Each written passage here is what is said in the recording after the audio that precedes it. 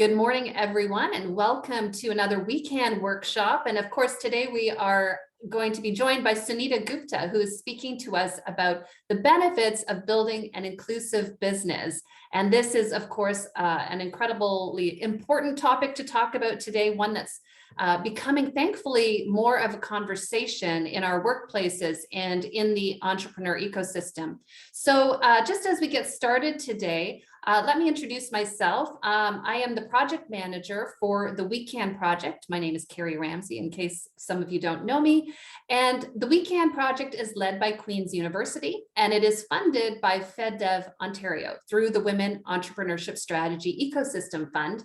And some of you may be aware of this, some of you may not, but we have actually served now more than 1,000 women in the greater Kingston region and beyond throughout the first 2 years of this project. So we're so excited that workshops like these bring women entrepreneurs or wannapreneurs, bring us all together, and we can have conversations around very important topics like the one that we're discussing today. So thank you so much.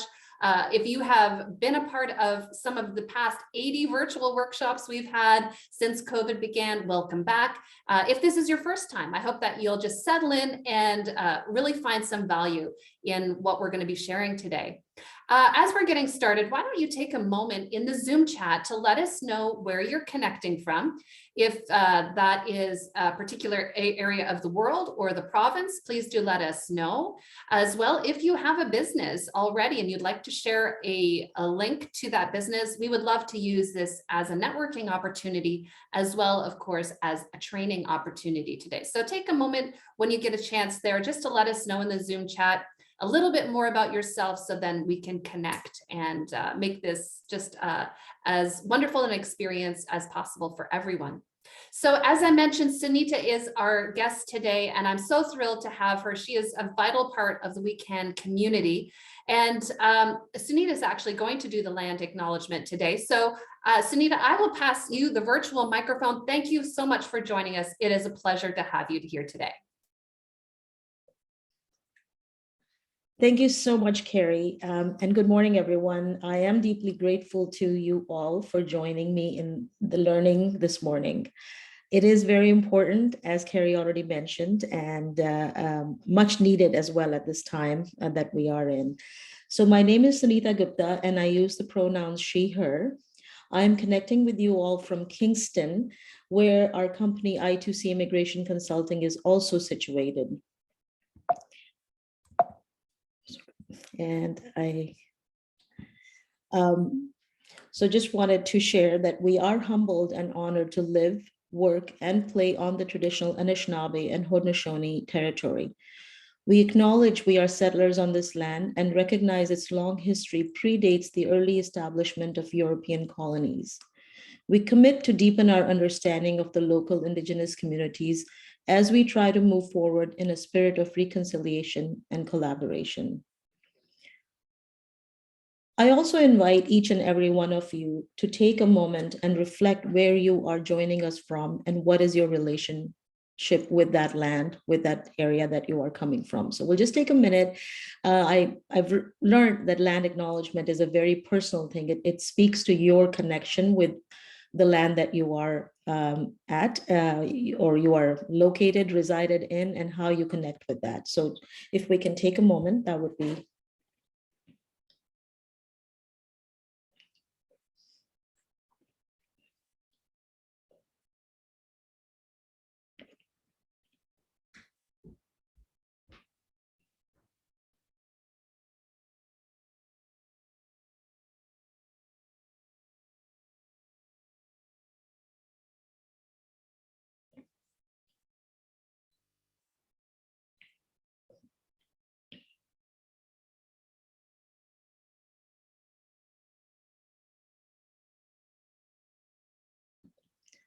all right. Moving along, just sharing sort of the rules of engagement, as we call them.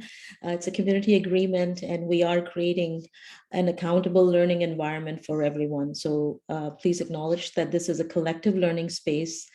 Challenge the idea and not the person. Acknowledge and work with feelings of discomfort. Step up, step back in the section if you need to. and respect confidentiality. I understand this session is going to be on YouTube, so that can be a little bit of a challenge, but nonetheless, if something is shared here in this space, I think we can still navigate confidentiality within the realms of what we have available to us here. So we will be discussing in today's sessions some issues that may provoke a variety of emotions and responses. And as such, we feel it is important to begin today's discussion with understanding this community agreement.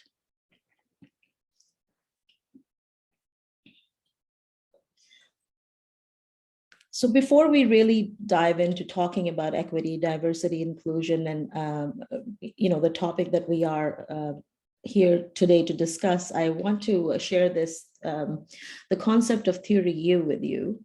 I'm not sure if any of you have come across this. It is something that when we talk about change management or transformative leadership, theory U is talked about. It is a method and the title of a book by Otto Scharmer. And him and his colleagues at MIT conducted about 150 interviews with entrepreneurs and innovators in science, business, and society, and then extended the basic principles into theory of learning and management, which he calls theory U. The principles of theory U are suggested to help political leaders, civil servants, and managers break through past unproductive patterns of behavior that prevent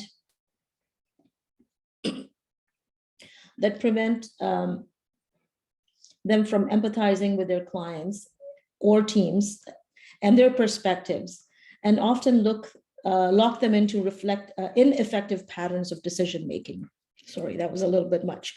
So if we look at the diagram here or the infographic, what we are seeing is that we need to suspend that voice of judgment, and we download those past patterns that we are accustomed to, since childhood, something that we've been trained to do, or we've just absorbed that information, which is not always accurate. So we suspend that voice of judgment and that voice of cynicism, which is like now, like we realize where we are being cynical, and that voice of fear, which is letting go completely, because these are the feelings that hold us back and prevent us from absorbing new information and learning from that. And the times that we are in really require us to be flexible. If the pandemic has taught us something, that is definitely something. Flexibility has been key during this time. And then when we have done that, when we have suspended that voice of judgment, cynicism, and voice of fear, we allow the new information to come. It crystallizes, which is our vision and intention, and then we are able to embody that, how we're going to act as we move forward and be very intentional.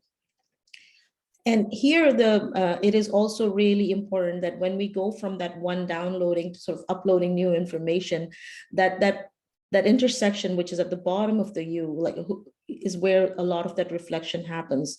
Who is myself? What is my work? What is my role? And only then are we able to sort of absorb new information and act accordingly. It is a little bit, we often talk about being a disruptor. Why do we want to disrupt something? We want to disrupt in order to unlearn and then relearn new patterns. And I really encourage you. I found it to be very interesting, and I invite you all to take a look at it sometime in your own time and learn a little bit more about the theory U.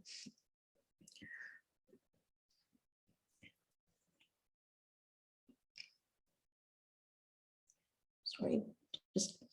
So today's session structure, we'll sort of try and divide it into three major areas. The understanding what equity, diversity, and inclusion actually means. I'm pretty sure most of you know, but still we can't talk about the benefits of inclusion or inclusive workplaces or businesses without touching on all those ideas one more time. And the more we look at it, I think the more we realize that there are inequalities and inequities within our systems. And then understanding the why of equity, diversity, and inclusion. And finally, we'll touch on how do we become inclusive leaders.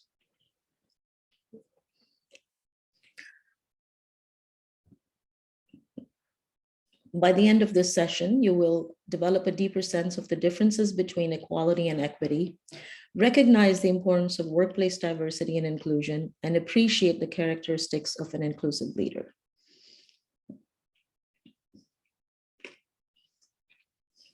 I also want, we can, Carrie can monitor that, but at any point if there are questions, we can pause for that, because I'm a big believer in not leaving everything till the very end.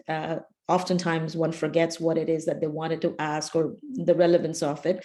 So feel free to raise your hand and I'll let Carrie monitor that, but we can pause and take questions as we go along.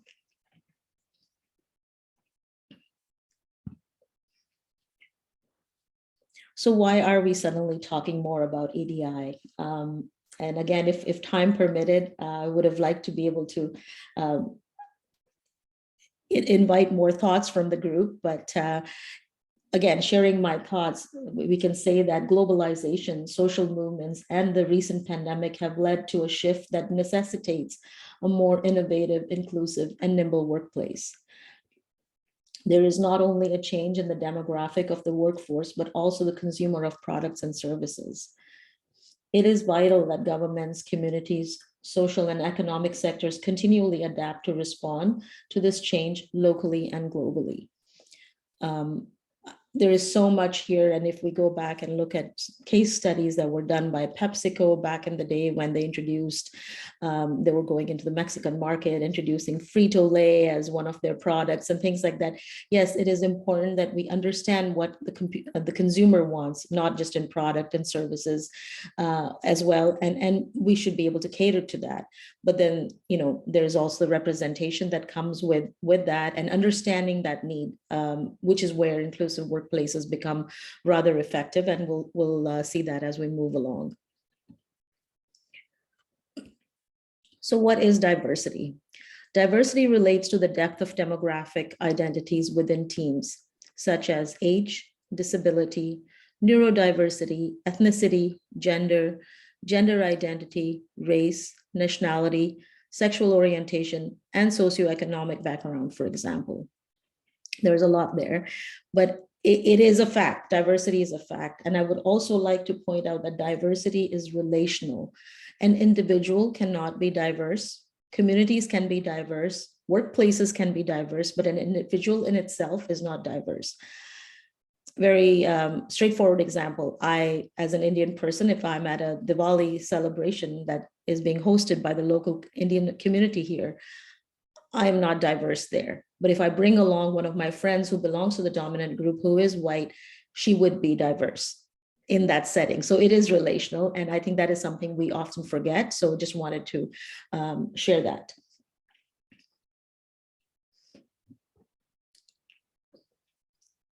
What is equity? Equity is a condition or a state of fair, inclusive, and respectful treatment. It recognizes and acknowledges that accommodation of differing needs and expectations. Equity acknowledges that equal treatment does not always yield equal results. It is a choice. We are quite programmed to have that fairness, which is sameness, mentality, which is what equality speaks to. But equity is perhaps a little bit more about fairness. It drives the idea home that one size does not fit all. If a couple of people running on a track and one person is a size 7, the other person is a size 10, and we give both of them a size 10 shoe, it's not going to work out for that person wearing. They will trip before they get very far. So that is what, again, and all we have to do is continually sort of force ourselves perhaps to think about these things in different settings and different environments.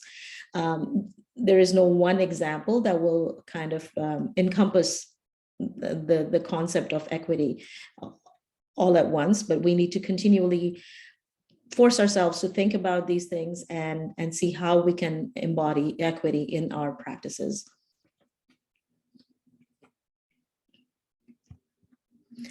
So as I said before, equality is sameness, equity is fairness. And we have seen this picture, I'm sure, plenty of times before. And I promise you, we'll take it apart because we will continue seeing it during this presentation in different forms. And this shows us that, okay, equality, everybody got the same box to stand on, but it has not helped that shortest person who is trying to view the game. And this image shouldn't stop here, right? What if there was an assignment that was required for these students to, like, you watch the match and you hand in an assignment on what you see? Well, clearly with that one box, when the shortest kid there cannot see what's going on, they're not going to have much of an assignment to hand in. They are actually going to be disengaged. They're not going to want to be there. And then, whether they decide that they want to just leave or whatever, and that causes, right, that, oh, you did not stay there for the entire game. So again, just like, yes, we see these visuals, but we need to continue thinking about them in different settings and how that would work. So that is one thought there. And here's another one, inequality and equality. Sorry. So here again, yes, inequality, definitely both of them are standing there. And just by virtue of the tree leaning towards the left hand, they might be the odd fruit that would, or the odd apple that would drop there for the one child on the left.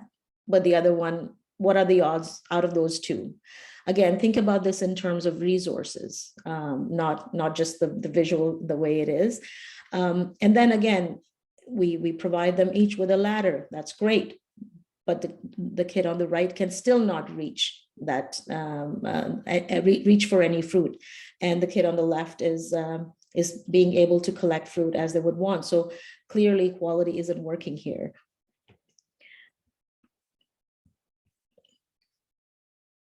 And this is, again, if we think about resources, this tends to be the case in many communities where something we saw, let's say, even the pandemic, how the Brampton, Etobicoke area did not have enough testing centers based on the population numbers. And there were a lot of people living in multiple dwellings there. A lot of them were essential workers, and they did not have enough testing centers. And they time and again, this was raised in the media. It got to the point, I think the mayor for that area took matters in his own hand, like in terms of when school closing and openings and whatnot. There's enough information out there if you're interested, but it just speaks to that. And here in Kingston, we were fortunate with having Dr. Moore on the provincial task force, and we had enough testing happen here. We had, I believe we were the pilot for the AstraZeneca vaccine when it was first being rolled out for those that were 40 and above. And yet this is the early days of the pandemic when Kingston was doing very well. Like our numbers were very much in control. So again, something to be said about representation and resources, right? Like why not roll out the vaccine in a community where the need is greater? And just something to ponder over. And anyways, I'm just sharing my thoughts on this. So again, if we take that visual, now we've already talked about the inequality and equality. So equity could be, yes, we provide a taller ladder to the kid on the right, but it's still, the resources are still bending towards the left. It is still not evenly distributed. And finally, when we speak of this from a social justice point of view, until we straighten that tree out somehow and make sure that each of, like whether it is how the sun hits that tree in terms of growth of the fruit, so that each of them has now the same access to the resource.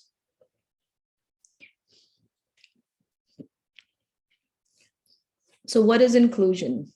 Inclusion is creating a top to bottom structure that encourages people of all groups, whether they are traditionally well represented or underrepresented, in equal participation.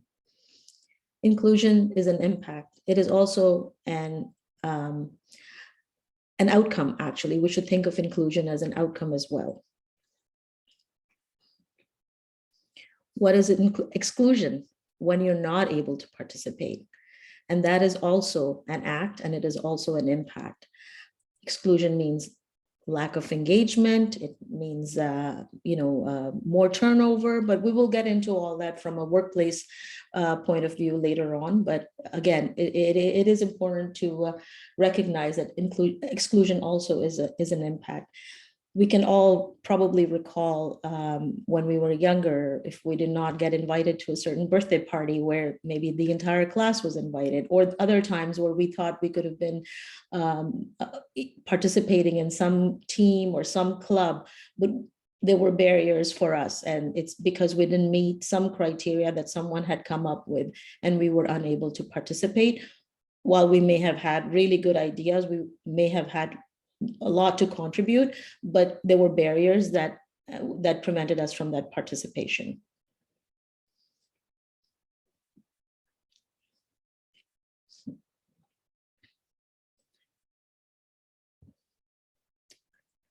So again, as I said, we'll take some of these visuals apart. So here we are. The picture on the left. Who did we forget, right? We forgot in terms of the boxes that someone who has accessibility needs was not there at the table. We definitely forgot that, and we did not include them. And even if they are there, well, that's great, but they can't view the match. They can't watch anything. So yes, we now create a ramp so that they can also watch the match. That is something that, we're doing better now. We're progressing in steps. And then finally, when we remove those barriers, there is inclusion. Now the barrier, and that is what this work is all about, is continually looking at our policies and procedures, removing those barriers in order to improve accessibility for everyone.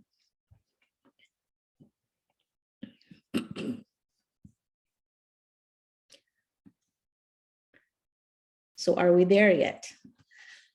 Again, coming back to that same picture, I mean, it's hard to find an example of every visual, but here again, we look at that inclusion where the barriers have been removed, and now belonging is yet another, taking inclusion to the next step sort of thing, is the idea of belonging. We are now inviting them to be a part of the game. They have their uniforms on and they can actually play. So now there is a sense of belonging there. But again, did we make sure that we invited input from everyone? Are they all interested in this particular sport? Do they all want to play baseball? Are they looking at something else? Did we get that input? Because if that is not what they want, perhaps somebody wanted to be a gymnast, perhaps someone wanted to play cricket or some other sport. So how do we ensure that? Like, are we tapping each individual's talent to their potential, or do we decide that this is what we think you should be doing? We all think you should all play baseball, so here we are. The other thing is also, like, is that a sport that works for someone who doesn't have the height advantage? For instance, as parents, perhaps many of us or ourselves can recall times where you've been on a team in a sport and you've spent more time sitting on the bench than actually on the field. What does that do at that young age, when we are, again, so much about winning and so much, and not to say that that's sportsman spirit shouldn't be there, that competitive, that we shouldn't encourage competition, healthy competition, but still think about that child that sat on the bench more than they actually played in the field. And what does that do for them, and how disengaged they become? And so how do we look at some of these things? I have been at games and matches myself, and sometimes, it's like, wow, at such a young age, do we need to be that competitive where we are being exclusive and not inclusive? And what are we telling children from such a young age on, that winning matters no matter what?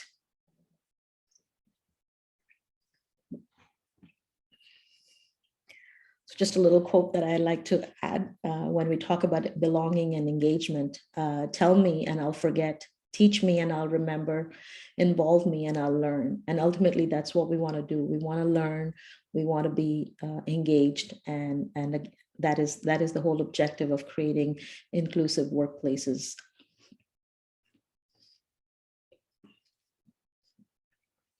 So again, as we've said, why is belonging so important? Having a sense of belonging at work means that the work environment provides high psychological safety and employees can bring their full selves to work without fear of judgment. Employees feel comfortable expressing their opinions and ideas freely and are appreciated for their unique contributions and recognized for their accomplishment. Belonging is a feeling. Belonging is also an outcome.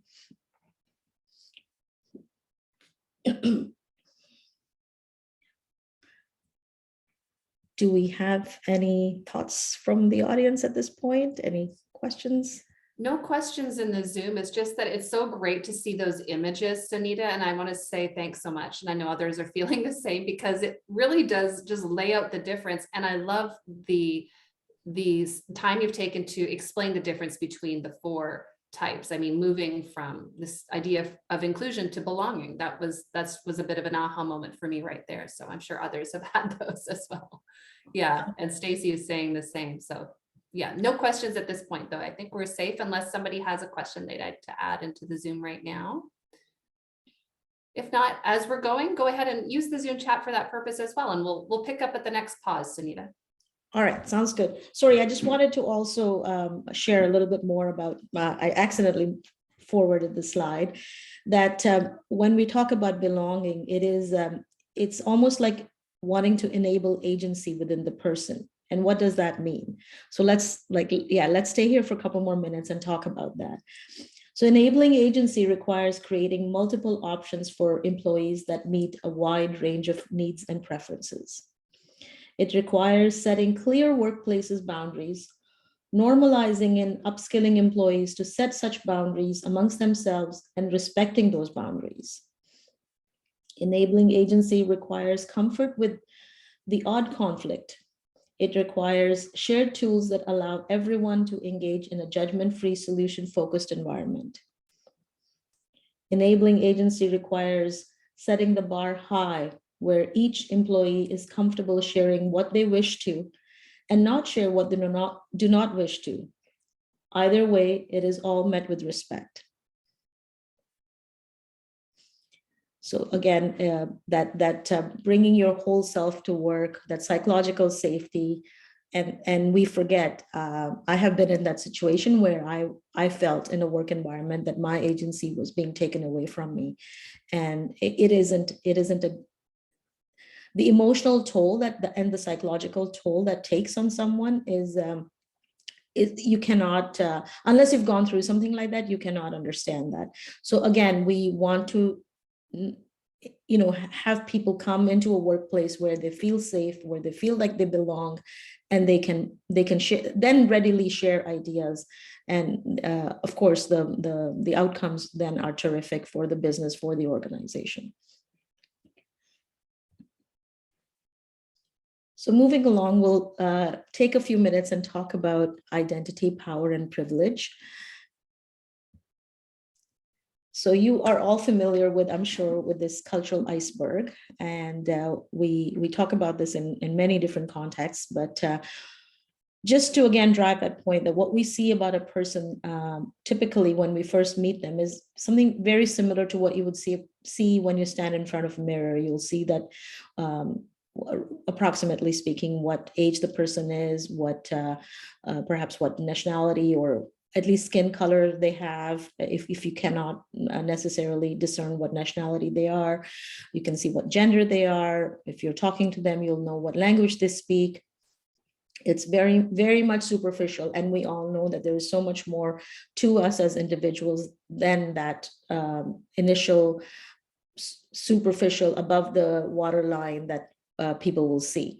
There is so much more, and the number of times we find, if only they would have taken the time to get to know me better, or they would have asked, this is not really what I wanted to say. But that takes engagement, that takes communication, that takes breaking down those barriers, and those are the things that when we are interacting with people of different backgrounds, really getting to know that person below that waterline, what do they have, is where the real connection comes in.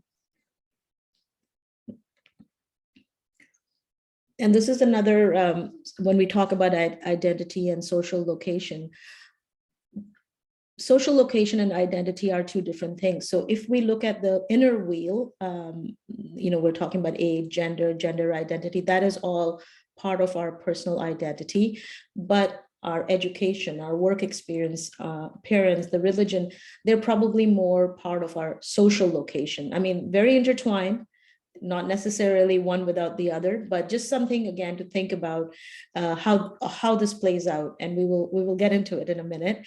But just wanted to share this identity wheel with you all. So as I said, personal identity, they're all interconnected. It's contextual, and some identities are socially empowered and valued, and others are not. Now, here in North America, we recognize that the white community is the dominant demographic. So anything that is not that does not belong to the dominant demographic is othered in some ways. Another thing is that straight, male, white, able-bodied, and perhaps cisgender, that all those characteristics are in some ways valued, and perhaps even if we were to put religion in there, like being Christian. So all of that is part of the dominant background, dominant demographic, and anything that deviates from that is othered, and that's when we get into terms such as visible minority or racialized or marginalized. But again, it is something to think about as we're again talking about this. So just wanted to share how identities are very interconnected and very contextual. So we'll take some time here again to think about what are the key identities and aspects, what are the key aspects of identity affecting your everyday life? What do you think about the most? What do you think about the least? What identities do you think about first? What identities do you tend not to think about? Which identities have been connected to advantage or to disadvantage? How have your identities affected your journeys up to here? What seems appropriate or safe to raise in this context?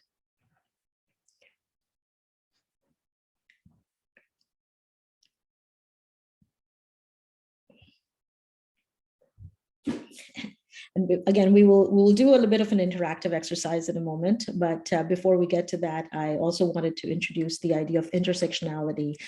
Again, when we're talking about identities, there's no way we cannot touch on intersectionality with and not do justice. And that is an understanding of the complex way the many aspects of a person's identities overlap. This could be race, sex, gender identity, religion, education, cultural beliefs, and political beliefs. So what does that mean? When, as a woman, we know even in Canadian government has identified women as an equity deserving, one of the 5 equity deserving groups, right? But when you're a woman of color, it's not a sum total of those two sort of disadvantaged groups. Like it ends up becoming a compound effect. And the best way to explain this is I typically do the theory of simple interest and compound interest. Initially, those challenges are not that noticeable, and how you're disadvantaged through having more than one intersectional identity that is that has barriers. Initially, you won't see it, but over time, it is exponential. The difference. If you're a woman of color that is also disabled, now the impact of all these identities combined in terms of being able to find the right fit of work for yourself, and having again access to everything around you, not just perhaps from a work point of view, that increases exponentially.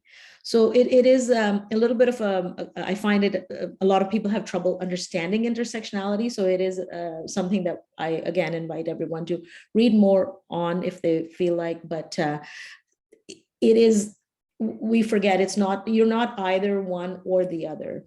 And this is actually a term that was coined by Kimberly Crenshaw, and she was an activist.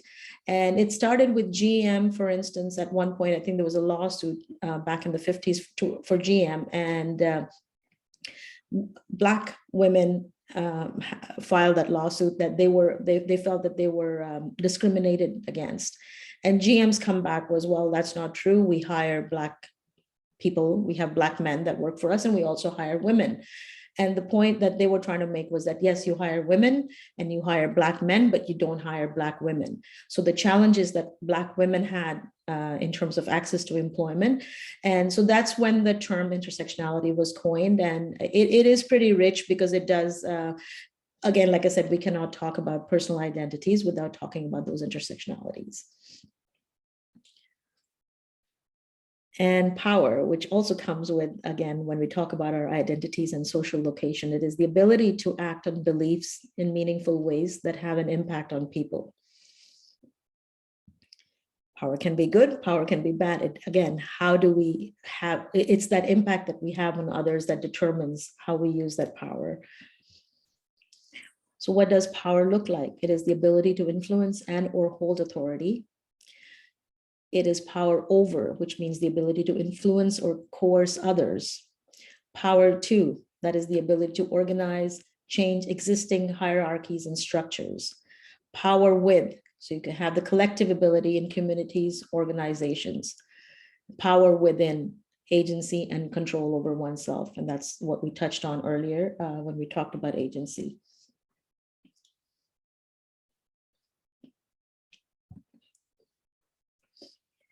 And moving along, what does privilege look like? Privilege is unearned advantages, opportunities, freedoms, or benefits. Historic and ongoing legacy of being society's dominant group and normalized and diverse representations of the identity of your group in the news and in popular media. And again, we all have privilege of some kind.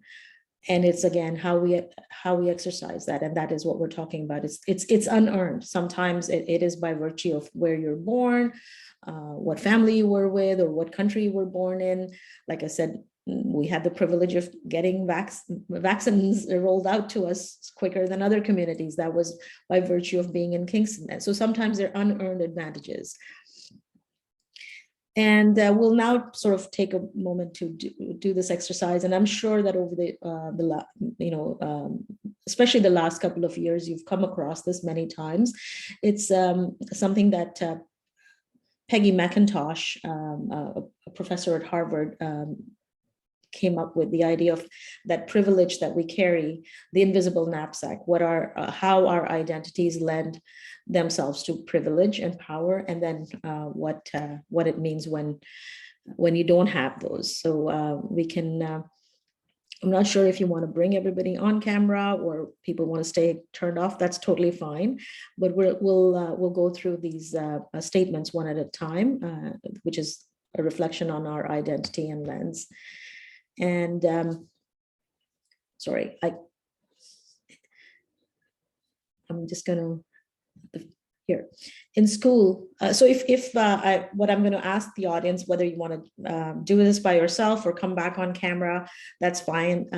But perhaps if you raise your 10 fingers and each time a statement applies to you, if you want to put that down or you want to make a little note on a piece of paper, again, we're just sort of seeing how our identities lend us privilege. So in school, I learned the history of my ancestors. I have been followed around in a store, pardon me for the spelling error there. I have been followed around in a store suspected of shoplifting. My organization uses my mother tongue as its primary language for oral and written communication.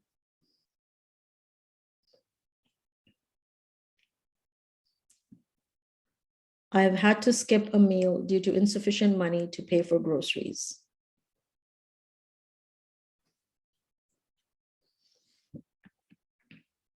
The religious holidays observed by my employer match with my spiritual practices.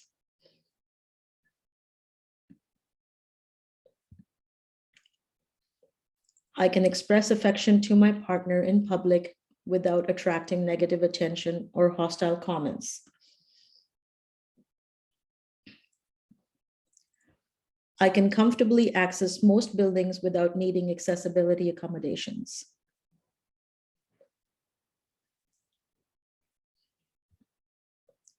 The presence of law enforcement makes me feel safe and protected.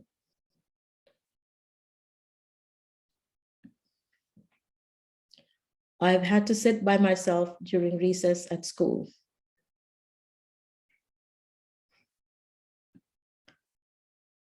I have been treated poorly by a client whom I am trying to help due to the color of my skin.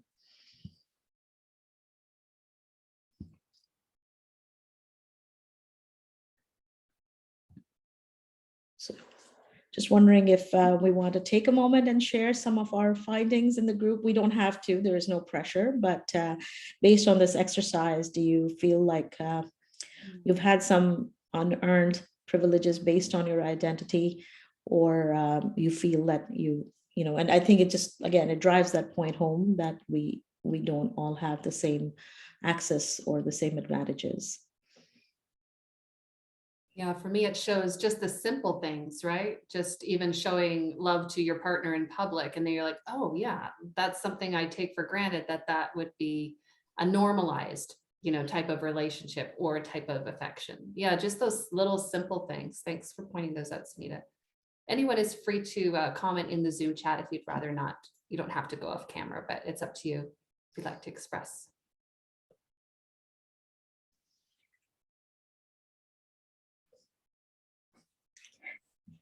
What I would say the same, and I've done something similar in the past, and it always makes me reflect on actually the immense privilege that I have.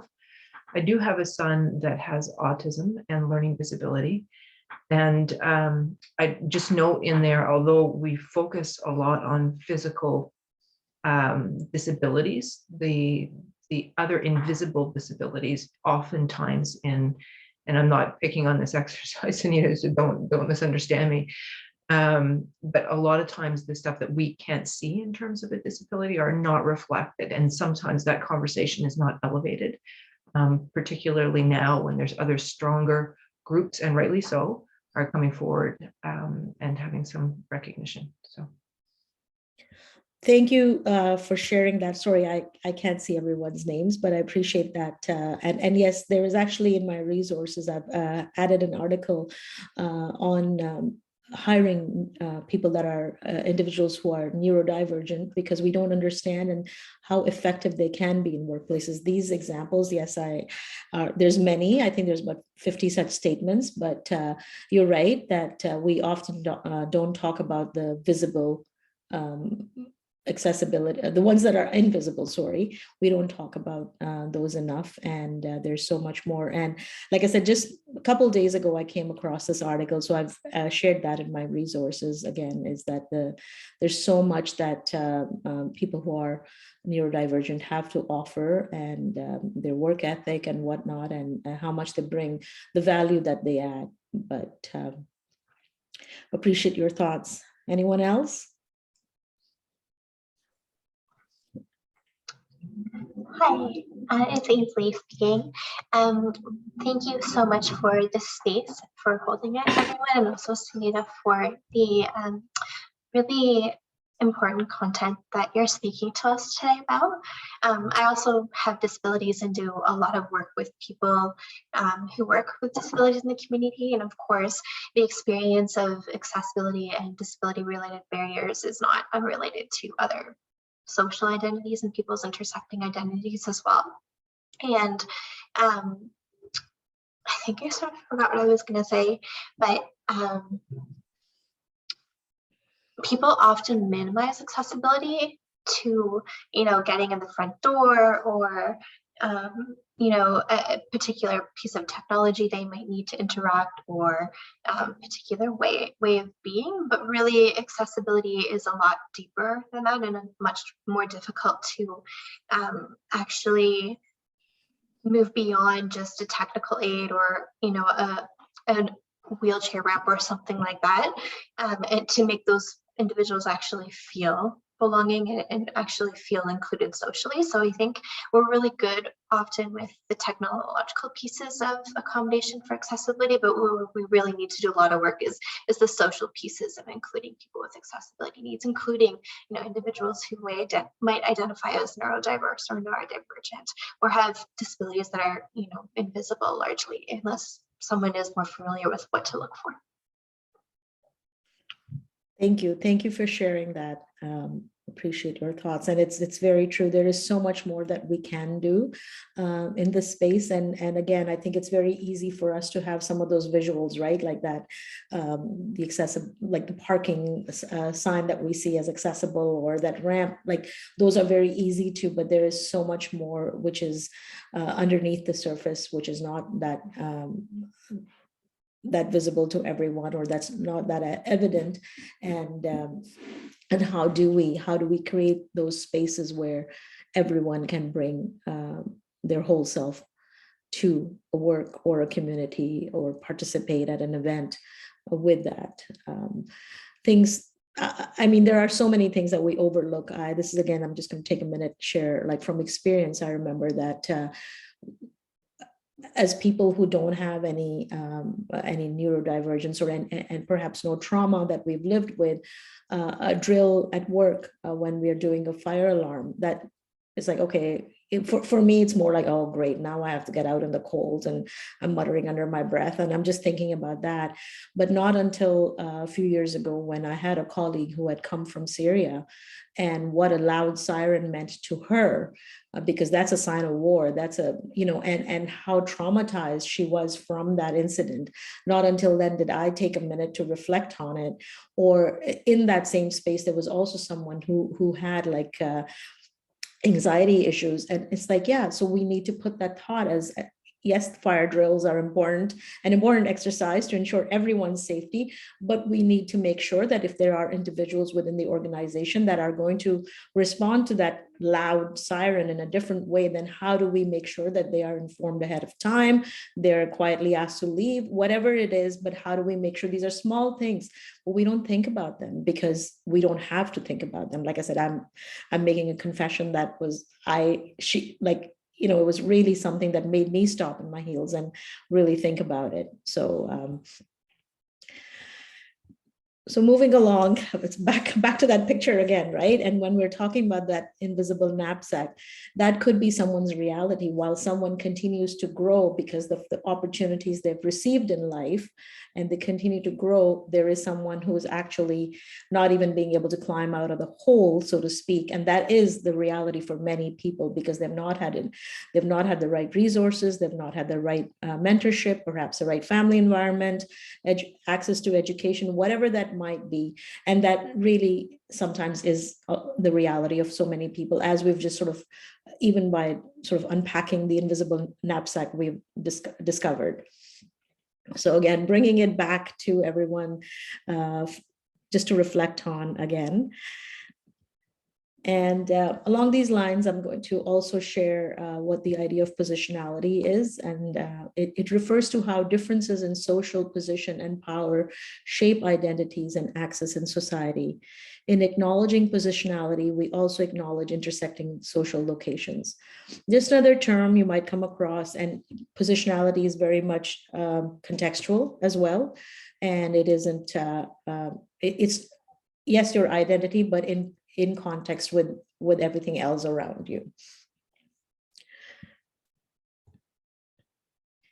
So we've sort of now talked about understanding the equity, diversity, inclusion, and we're going to talk a little bit more about the why of equity, diversity, and inclusion. So why does it matter? Policies and practices that create inclusion make all employees feel welcome, valued, and respected. They are provided equitable and fair access to progression opportunities, good working conditions, and fair wages.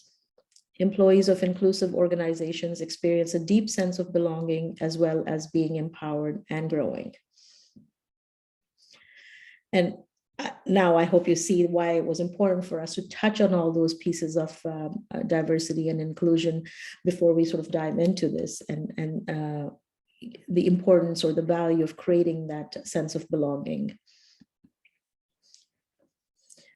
So top 10 benefits of diversity. there's a variety of perspectives that a diverse team will bring. There's higher innovation, increased creativity, better decision-making, and faster problem solving. I am not going to share, there's plenty of research that has been done in this space, and we don't need to get into it. Again, my last slide that shares some resources, I invite everyone to read. And McKinsey has done a lot of research as well in this area. So, and it speaks to how diverse teams outperform non-diverse teams. And once employees experience cultural and psychological safety, improved engagement in the workplace is a natural outcome. There is an intrinsic benefit for inclusive organizations as they gain from diversity in ideology. As they gain from diversity in ideology, culture, and skills. Research continues to show that diverse teams outperform non-diverse teams. Improved engagement invariably improves employee retention with a reduction in onboarding time and dollars that benefit employers. This also boosts individual and team morale.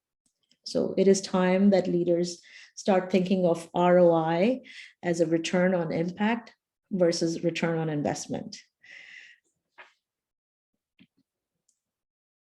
Other benefits are, as we've already touched on, reduced employee turnover, increased profit, higher employee engagement, improved hiring results, enhanced company reputation.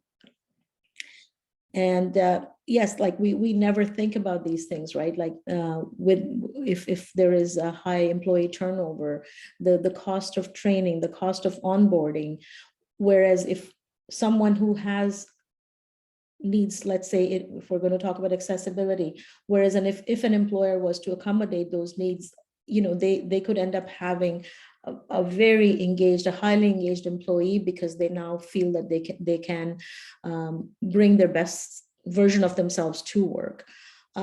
Sometimes in the justice field, when we're talking about, you know, someone who had perhaps a small offense at some point in their life, and now they're having trouble integrating into the workforce. Again, there is so much evidence that speaks to a lot of times those folks being the best employees, because now someone has given them a chance. Sometimes if they have restrictions, they can't show up to work intoxicated, they can't be late for their shift. So there is so much there that is monitored, but it is just a matter of someone believing in them, someone giving them that opportunity. And the result is often very fruitful at the end, you know, for the team morale, for the individual morale. And speaking of these competitive advantages of inclusion, like millennials and Gen Z are the most diverse group that we are going to find. And diversity in a workplace is an important consideration for job seekers. Higher percentage of women in senior executive positions show greater return on investment or return on impact. Organizations with above average diversity, inclusion, and employee engagement outperform organizations that lack these. Overall increased performance, more innovative, improved employee retention. These are all things that diverse teams can show for. And then the buying power of diverse populations. This is something, again, we overlook. We shouldn't forget that what we call the market share, the buying power as the demographic is changing. Who is ultimately the recipient of your services or your product? I've been contacted, for instance, recently by a mortgage company because their head office told them that the new Canadians are the ones who are going to be buying houses, and how do we make sure that we reach that market with the new Canadians? And that's great, you want to offer them business, but my first question to him again was that, do you have the intercultural humility that is required to engage with this audience? It's not about just making a business deal, because if you do it right, if you do it with cultural sensitivity and humility, you are bound to get more referrals from them. Communities are very tight-knit, and that could go a long way. You could put out tons of flyers or have a really good deal with someone who actually feels that they, you know, the house that you sold them was everything that they wanted, and they felt valued in terms of their needs being heard, and now they will make that referral to the rest of their community. So again, we always need to be mindful of these things. Like, yeah, grapevine is alive and kicking when communities are not tightly knit. And how do we want to position ourselves in that and earn trust, which is something that newcomers will sometimes get scammed because they're easily targeted, they're vulnerable. So how do you position yourself in that and add that trust value to the transaction, to the interaction? So we've sort of touched on the why of equity, diversity, and inclusion, and now we'll talk about how do we become inclusive leaders. So before we get into that further, this is again another exercise I invite you all to participate in. And if you could get a blank sheet of paper and in a column on the left, write the names or initials of up to 10 people who are not family members who you trust the most. I'll give everyone a minute. I'm hoping that you have something nearby, and try not to grab just like a small yellow sticky, but a full sheet of paper if you have one. And we can take a minute to get that.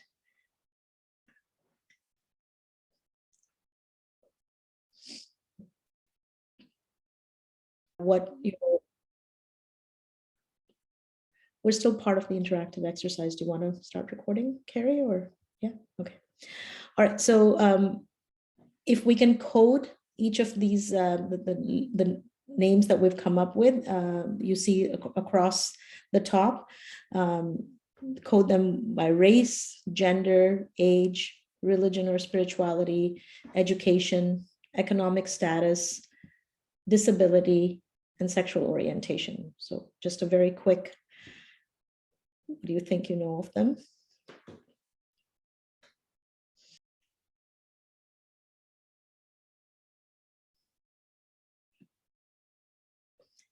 So this is going to invite a little bit of engagement from the group, and I'm hoping that we can chat about this. So just report back from the exercise, like what did you find? Anyone noticed any patterns when they jotted down the various identities? For me, it's interesting to look at this today because of the work I do with so many diverse groups that I think my answer 10 years ago would have been very different, but I'm actually really happy to see my list, but I can totally understand this would have been me 10 years ago. Right. Yes. And I can always do better, of course. We all can. It's a continuum. Yeah. But I was hoping, yeah, someone from the audience, if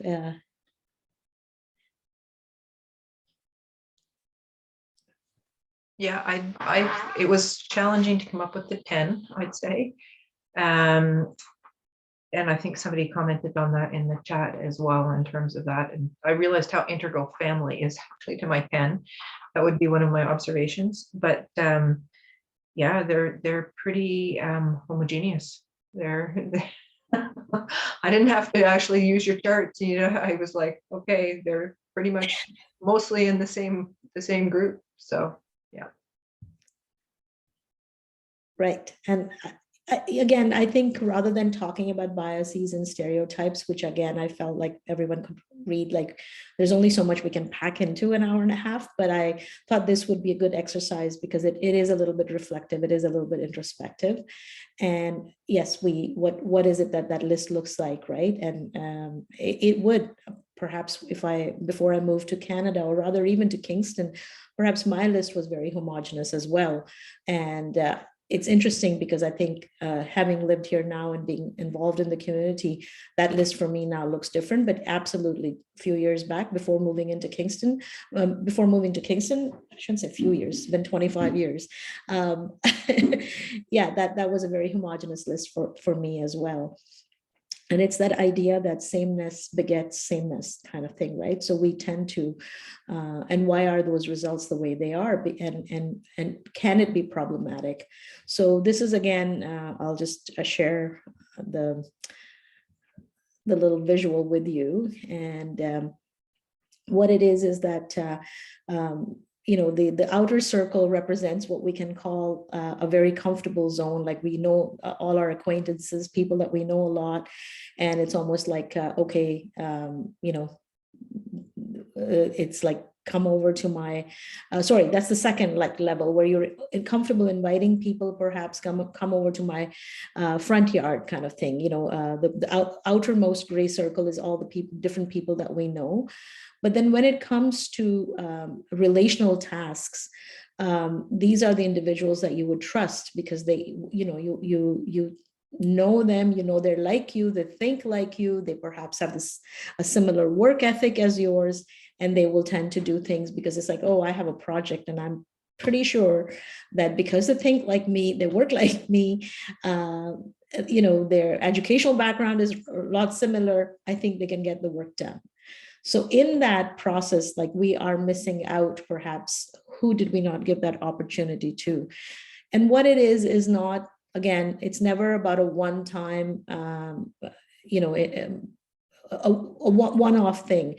Yes, one time somebody wasn't given, even though they were better, but they weren't given that opportunity, but someone else did. The second time rolls around, and because someone performed really well the first time around, you tend to gravitate towards them to give them yet another project or another, like, I think you can work on this report. I trust you, you did really well last time. And what this is, again, it's like that visual that we saw with multiple boxes and then somebody never being able to come out of the hole. It is over time, that impact that would have on one person continually getting opportunity and benefiting from that, and then the other person not having opportunity, not being able to stay engaged, not be able to perform to the best of their ability. And what does that mean? They will likely leave, they will look for something else, or they will treat it just as a job and not like, okay, I need to do my thing and go home and collect my paycheck. I'm not getting any opportunity to grow here anyway, so why should I even try to offer more? Thoughts and comments on this, anyone?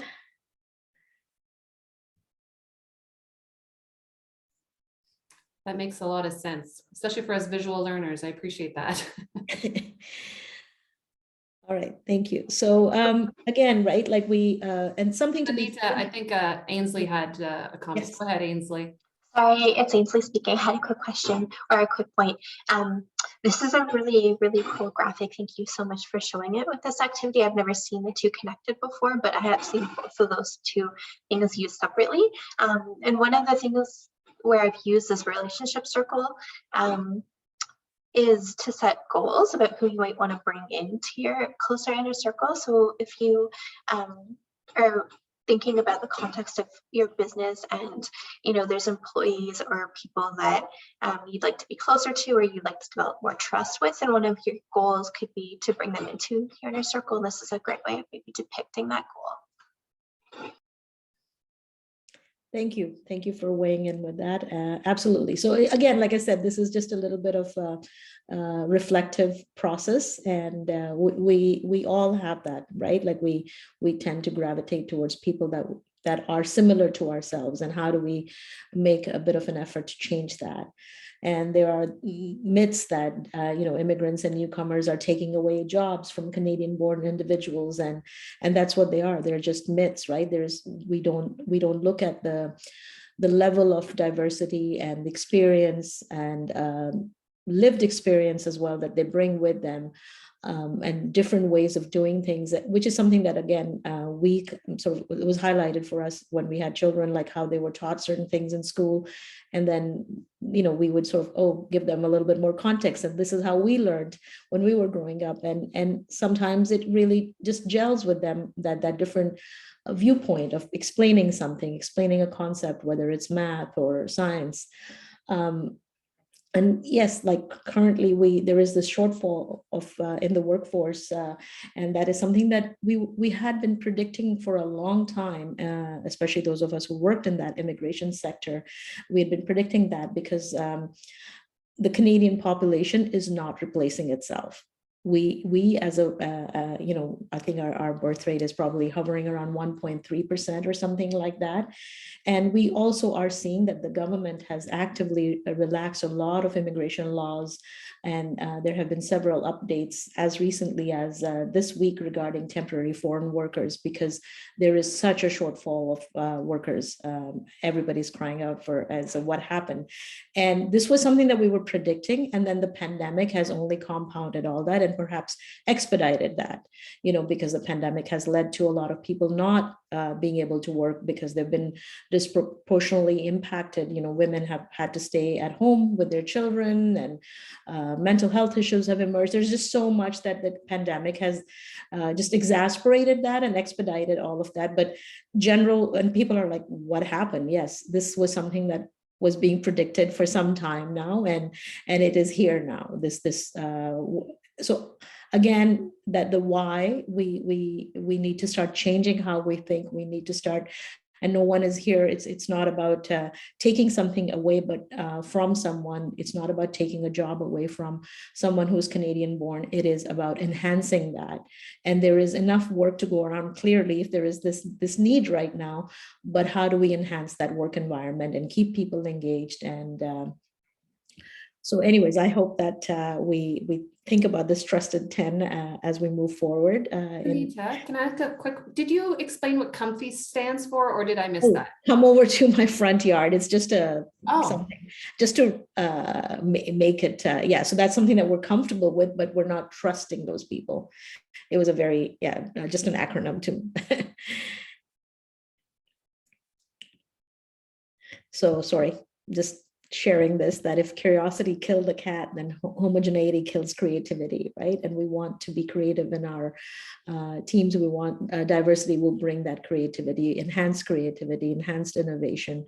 Sorry, I do like to throw in little quotes here and there once in a while. So, and then coming back to that transformational leadership, we'll now just presenting the theory exercise again, and hoping that perhaps in today's learning we have been able to at least start that suspending that voice of judgment, hopefully, and the voice of cynicism, and trying to let some new ideas come in. And I really think this is very interesting, a very interesting theory. And if you are wanting to learn more, there's a couple of videos as well that you could take a look at. But I'm hoping that in our time today, we're starting to see that how we can let go of some of the things that we were exposed to and that held us back perhaps in that expansion. And that's what it is. It is an ongoing work in expanding our learning, expanding our knowledge, and becoming more flexible in how we think, and review our policies and procedures to see whether we are are there barriers there that can be easily removed? Are there things there that have been, just because they've always been there in place for, but is that requirement really something that you need for that particular job? And we'll talk about that a little bit more now, is the how to become an inclusive leader. So again, signature traits of inclusive leaders. There's courage and humility that is required in this work, right? We have to acknowledge perhaps some of the things that we were doing, or challenge our own beliefs, so to speak, and then approach it with humility. It is cultural intelligence is a very big part of that. Again, if we want to work with varying demographics, be it cultural diversity, be it gender diversity, be it abilities, we need to educate ourselves. We need to learn more. And one thing I will say here is that none of this is supposed to put us in that state of fright, like, oh my God, I don't know what's the right thing to do. We will make mistakes in this work. We need to acknowledge those mistakes and move on. At the same time, not keep making the same mistakes over and over again, but I think apologize and move on and learn from that. But the idea is, again, if there is a group, a certain demographic that you don't know enough about, well, take the time to learn, to get to know, and that's all it is. It becomes very relational then. Inclusive leaders are very cognizant of their own biases, and that is where that courage and humility comes, is like, how do we challenge that? Have a visible commitment, not just performative, not just perfunctory. How are we going to make these changes? And that curiosity about others, learn about others, get to know, and don't assume that you know everything about a certain group. And effective collaborations, whether you want to work with an organization that, let's say, just again, because that is my background, that is working with newcomers. How would you collaborate? Well, we want to employ newcomers. What is it that we need to put in place? Can you help us through that process? Go out of that comfort zone and try and figure out some innovative ways of engaging a diverse population. So again, value differences, create psychological safety, remove barriers to access, break the silence, build trust, and share your intent. Be clear in that, be clear in your intent, and say, yes, we are moving forward, and this is what we're going to do. And it comes by building trust. You cannot have someone, at work that is not, okay, let's use an example. It's the month of Ramadan that we're in. And if one of your employees requires, few minutes out of the day to have prayer time, that is something that would go such a long way, because now you value that person's difference and you have built trust by accommodating that request. And it is a few minutes and providing that support to them. That will go such a long way in that creating that inclusive environment in a workplace. So when attracting and recruiting talent, consider language in ads, where to look for candidates. That's where the collaborative partnerships come from. Challenge assumptions of cultural fit, provide consistent experiences, challenge first impressions, focus on competencies versus preferences.